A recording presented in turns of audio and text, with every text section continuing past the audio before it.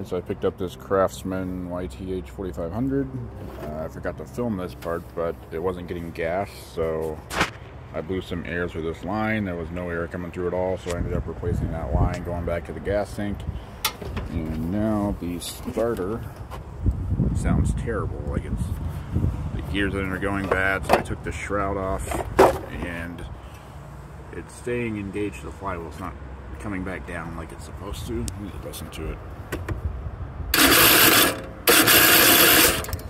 Sounds terrible.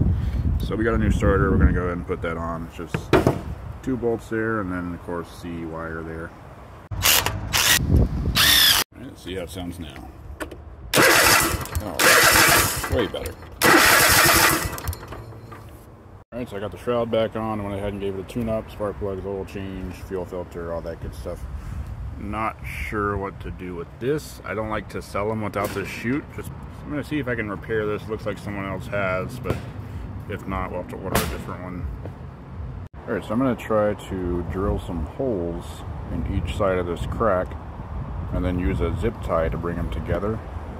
And then I'll fill the back of it, I'll fill the whole crack with epoxy, and we'll see if that works. Okay, so that appears to have worked.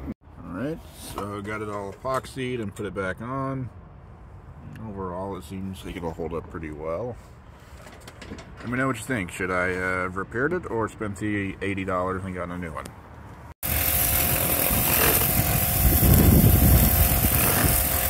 I bought the mower for $150, and then after parts and gas costs, I have another $100 into it.